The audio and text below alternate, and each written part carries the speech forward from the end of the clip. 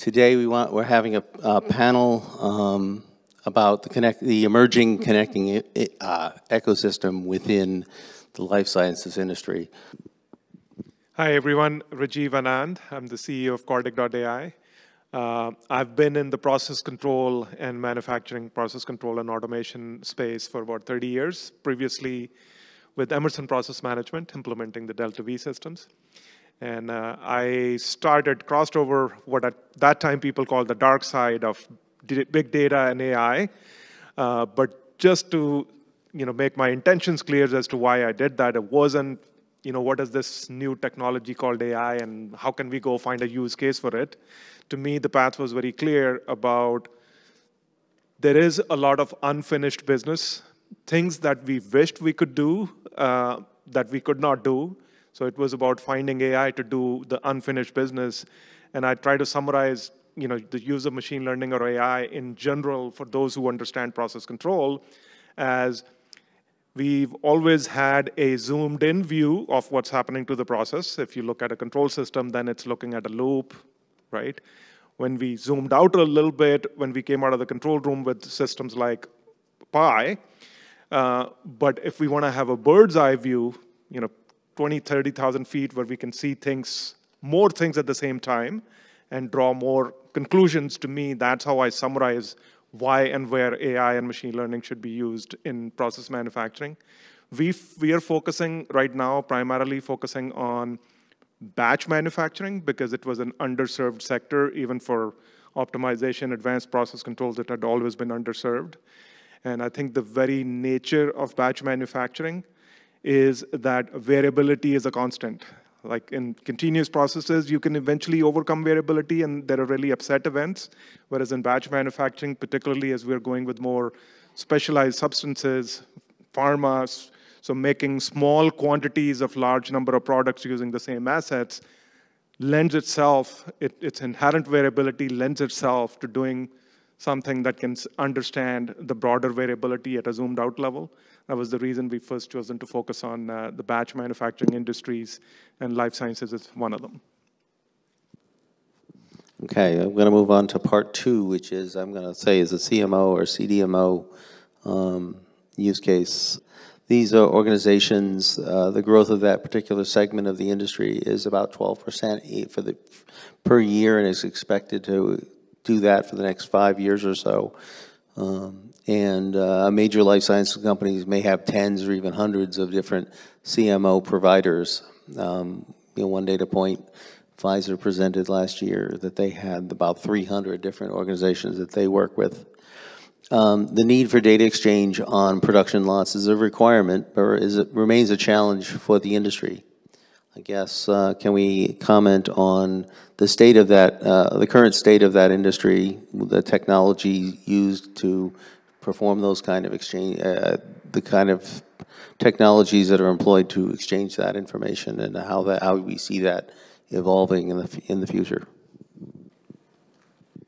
I think to answer your question, the current state, so first of all, the need for visibility.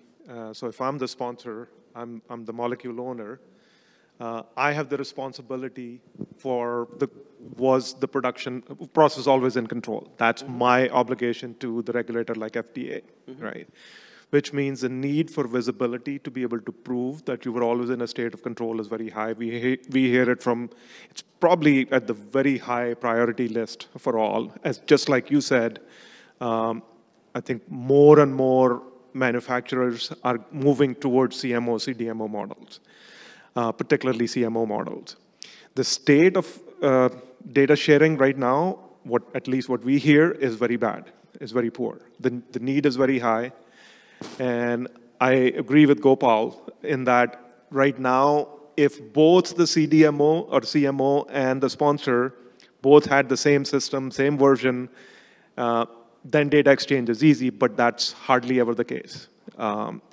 So I think the desired state is if we start to look at, particularly if we're going to now use more cloud-based technologies, more open data systems, more universal data systems, I think we should expect that universal data exchange should become much easier. And it should not matter So the CMO may have a different control system or a different data system than the sponsor. You should be able to move to that state. The big part is, I think, in my view, because if you look at where does the need come from, the need comes from your ability to prove to the regulator as the molecule owner that the product was made the way it was supposed to, right? You were always in a state of control. So I think what we really need to move towards is move from, is it really the need for data exchange or is it the need for information exchange? So it's really the information exchange that's needed, as in, if you had a control limit violation, right, or the points in the production process where you're supposed to record certain things, that the information is reported, and if it can be reported with more open universal data standards, I think that's the ideal state that's required.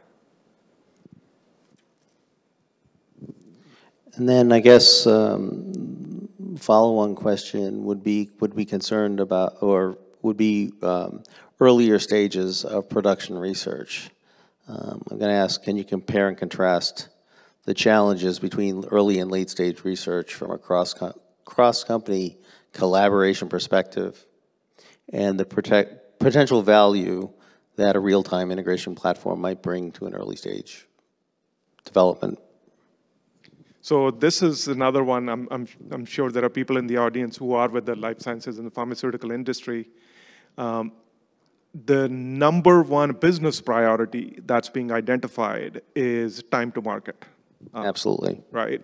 So the amount of time, post-discovery or even post-BLA to go to a commercial state, the step in the middle is PD, the process development or the product development phase.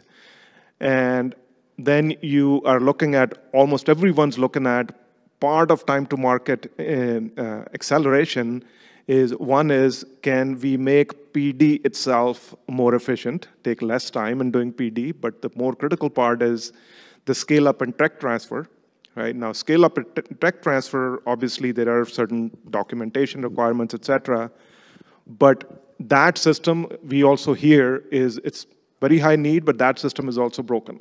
Couple of key reasons. So first is the personas and the language and the vernacular. So the PD scientist is probably talking about the same thing, but describing it differently than it's going to be described when it goes into operations and manufacture, right? So they're describing the CPPs and the CQAs and the QTPP, they're describing it in those terms. They use very different data systems, data structures, right? Ranging from manual recordings to Excel spreadsheet recordings. The second part is the type of equipment that's used at that lab scale of development doesn't have the data readiness and the connectivity that you find in systems when you're into operations and manufacturing. Like you have systems where all that the system is going to give you is, at the end of a run or a design of experiment, it's going to give you a batch file that you're reading, right? So that problem also, I think, can be solved with, as we go into these modern data ecosystems. Like I think I heard in one of the talks about using knowledge graphs, for example, and aliasing to describe, so what was described about, let's say, a dissolved oxygen level during inoculation, during process characterization in PD, with an alias can be linked to how the dissolved oxygen sensor will measure it during operations. That through aliasing, we can transfer not the data, but the knowledge, which helps with the tech transfer part. I think PD, in a way, is both challenging, but it's also an opportunity. If I look at it from an AI and machine learning point of view, or applying these analytics, in operations, it's natural for a legacy brownfield facility, which is a validated environment, for you to try new technology and new analytics. The hesitance is there because you'll have to go through a validation process. If you look at PD, PD naturally is meant to be a process of experimentation because you're trying to find the design space and the control space. So at that point, if you start using machine learning and these type of algorithms, not only will you make PD more efficient, but now you did that algorithmically so that, at least for a new product or new process, when you go into manufacturing and production, you have a higher level of confidence and adoption goes up. And if you look at regulators like FDA, the Emerging Technologies Task Force, for a new substance or a new method of manufacture, they are actually encouraging and supportive in giving you accelerated approvals, in fact, if you use new methods of manufacture or you're using technologies like AI. Okay, well, thanks for that. I think it was very helpful. Do we have any questions with regard to CMOs or CDMO integration and how that's emerging? I kind of want to repeat the same question which I just asked. If you use AI in PD, you're still selecting the relevant signals or variables important yourself, or you're using AI for that? So can I answer the question with a question first? Sure. Okay. So if you don't use AI, what do you do in PD? When you're characterizing a process, when you do your design of experiments, what do you do? You are taking each variable, experimenting, see the results, and basically then you combine. You're doing the same thing, but you're doing the same thing, yes. Right? So let's say you're doing a design of experiment to have a certain, so let's say if it's for a downstream, let's say filtration process, right? Okay. That you're characterizing. So you're doing a design of experiment to see the output purity, right? And you obviously start with your first set of data, you have a starting point, right? And then you see the impact on purity and you make some changes to certain parameters, right? So you will use exactly the same parameters and the same number of parameters because particularly at PD stage, you're required to look at a broader design space, right? So I would personally say you would start out with all parameters. Okay. But typically, what you do is you end up accelerating it. You do a first stage of what is called unsupervised learning, okay? Where what it's going to do is that step will tell you which parameters had the highest weight and influence on impurity or the purity that you were trying to, right? Then you use those high significance features then to run an optimization algorithm, right? So that's how you go through a two-step process. So to answer your question, do you select personally? So there is human in the loop. Yes. Right? But, and that's the key. You have to look at it as it's not replacing the human. It's not replacing the PD practitioner. It's augmenting the PD practitioner, right? That's one. That's why that time to market, compressing the PD time, right, with augmentation. Secondly, you end up doing, when you do it with machine learning, you end up doing a lot of that in silico. So instead of running 10 wet experiments, you might get to the same stage with 5 wet experiments. So if each experiment costs you $200,000, that's $1 million saved in your DOE and the time from a time to market point of view. So you should be looking at it, it's augmenting the PD practitioner, it's not replacing the PD practitioner. And then more importantly, when you pass on that for tech transfer, you're doing an evidence-based tech transfer because it got captured in data, right? So just one follow-up question then.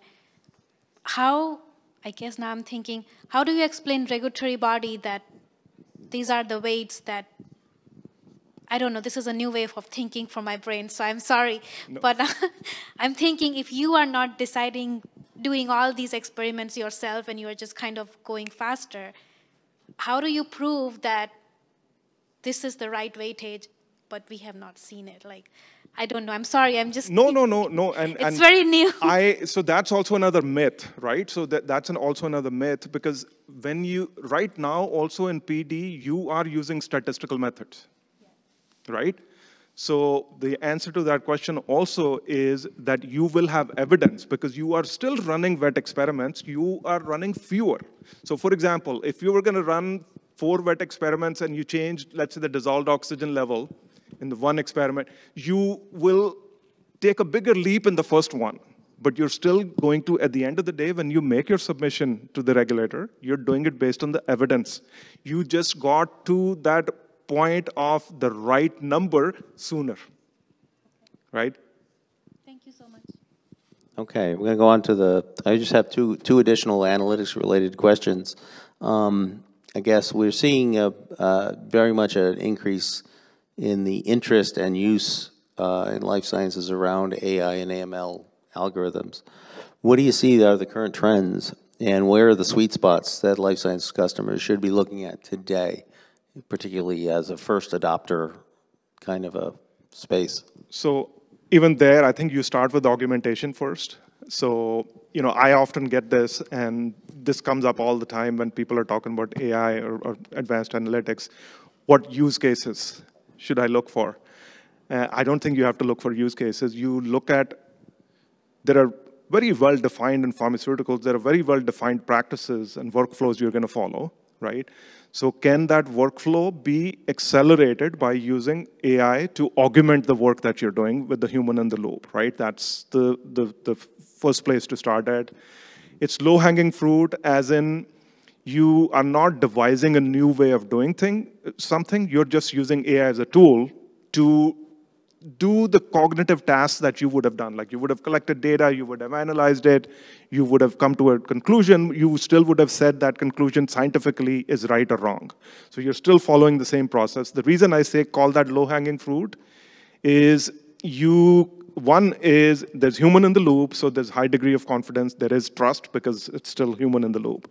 Two, you can measure the ROI in a very simple way, as in, if there were X number of FTE hours required, the analysis part of that got automated and you can have an ROI, right?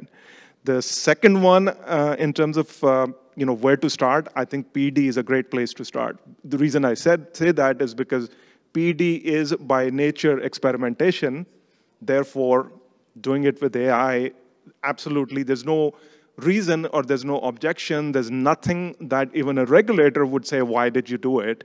So I look at those two as the areas.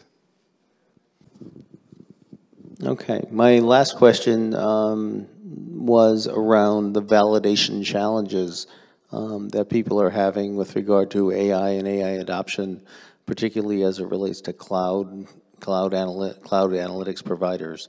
I was wondering if you can comment on the validation, some of the validation implications, and some of the ways that people are using to mitigate those validation concerns. So there are two aspects to validation, right? Whether you do it with cloud-based systems and AI-based analytics, or the way we are doing it with an on-premise system and the methods that we use. So one is the CSV, computer systems validation part, which has to do with the software and its behavior and data integrity, et cetera. So that should be addressed by the analytics provider, right? I'm not trying to preach or promote the method because we provide an analytics platform. So in general, if you stitch together your own system using managed services which are available in the cloud, you're making your life more difficult, right? Because you still will have to do through those CSV methods, right? So one recommendation is if you're using a containerized system, so a containerized system will very well, because if you look at the FDA, after cloud-based systems came out, has not come up with a new CSV protocol, right? So you're supposed to apply the same CSV protocol, whether you're doing it on an on-premise server or on a piece of software in the cloud, right? Now, if you go with too many managed service pieces that you have stitched together with DevOps, you are making the CSV task bigger and longer and more time and cost expensive, right? But if you go, so it's about defining your analytics platform as a deterministic package, just like you do with on-premise software, and the way to do that is through containerization. So if I have a well-defined container, and I, as the supplier, just like you expected that when you buy a control system or you buy an OSI Pi system where the supplier gives you the CSV protocol, I can provide that CSV protocol so long as my container doesn't change, and that works. So that's how you make the CSV part easy. The second part is the GXP validation, which is about controllability and control parameters and deviations, et cetera. For that, if you would use the same validation protocols you have internally. So if Now, generally speaking, a lot of work in deviation analytics, controllability. We've been using MSPC. We've been using SPC for a long time, right? So fundamentally, inherently, except for deep learning, most machine learning is founded in statistics as well, right? So I answer the same question when people ask me the question, how would I validate if I use a machine learning model? I'd say, how do you validate when you use SPC? You would use the same methodology, and the methodology you have your written procedures about how you do your internal GXP validation when you make a change. You follow the same protocol. Yes, now you should expect the analytics system that you use to give you the provisions to be able to follow that. Things like change management, audit trail, et cetera, should be there so that it's easier. So I think maybe there is more fear about it will be harder than it is. And also, I think when you use, because a lot is possible with managed services, you can, from any one of the hyperscalers, you would say, I can use this service to do that. If you start doing it, I tell people, if 10 years ago there were tools available with which you could build your own process control system, would you build it? No, you went and bought a process control system because somebody had done the due diligence to make sure it would meet those requirements. So when you use that approach, and that happens with containerized systems which have their own version controls, which is the responsibility of the vendor who supplies that, to give you, to say, for this version, I have made certain changes which require you to revalidate the system. The onus is on the vendor. So if you follow those same steps, it's not any more difficult than it was with on-prem systems. Okay, well, I thank everyone for attending today, and this is the last presentation of the day, at least in this track. So I look forward to meeting up with you at the event this evening. Thank you.